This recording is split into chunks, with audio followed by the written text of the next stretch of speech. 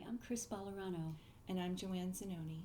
When we expressed interest in gathering the history of early anti-rape activists in New York State, many women agreed to share their memories and experiences within the movement from the 60s to the present.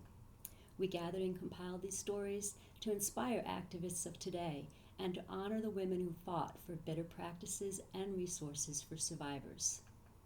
More stories remain to be collected. Having no formal funding for this project, we chose to use our personal time and resources to document the achievements of these amazing women and to express our sincerest thanks. Have the challenges changed over time?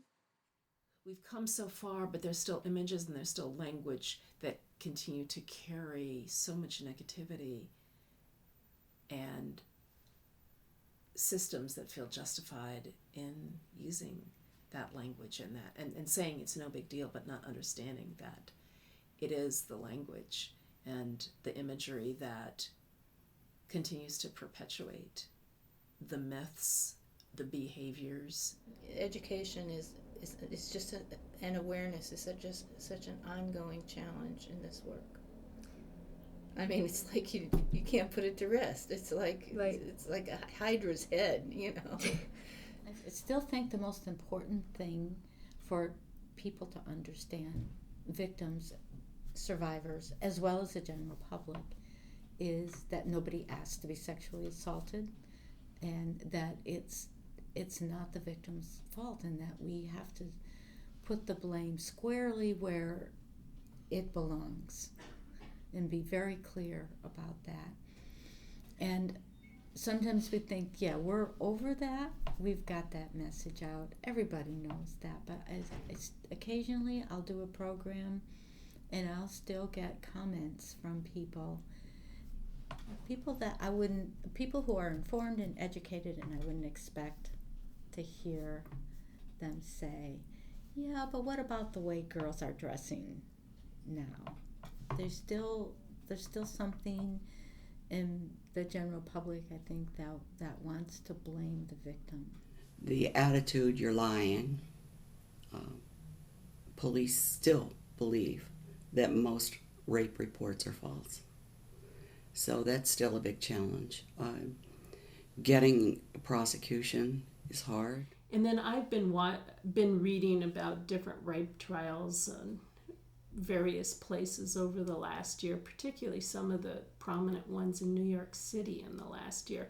And it's been just incredibly discouraging to see what, after all this time and so much more community support, that people can get out of these crimes on technicalities or things like, oh, she was so traumatized she doesn't remember it right, so therefore he should go free. So that I don't think has changed that much. It's rape trials are so traumatic and so often don't result in justice. I hope the funding for these programs keeps coming, that people will recognize the need for these programs. I mean, you can't read the newspaper or watch TV without hearing something every week in the sexual nature. And we really need the resources to support these people that are victims. What have been some successes of the movement?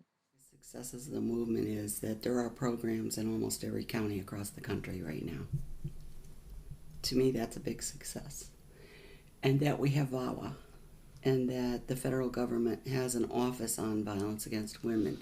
So we have come far enough to recognize that it's an issue that needs to be addressed. It's an issue that needs to have funding and programs. Certainly I mentioned, recognizing victims' rights. The SANE program has grown considerably in the last 20 years. Changes in the treatment of children who are sexually abused, the acknowledgement that children are indeed sexually abused. Strengthening penalties, for violent crimes. It really is wonderful to say to a client, what you say to me is confidential, and to really be able to uphold that.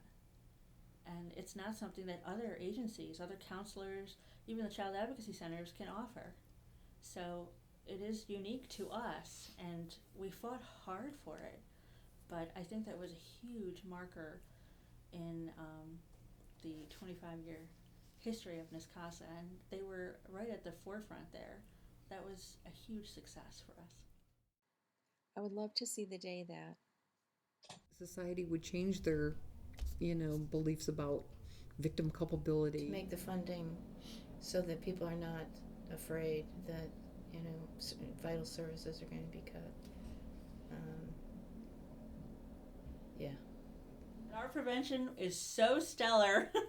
We've done such good work that, sexual assault's been eliminated in our community. Wouldn't that be something? The thing I keep in mind is something that Susan Griffin said in Rape, the Power of Consciousness. She said, "We desire a world in which sexual violence cannot be imagined and could never be. We desire nothing less than this."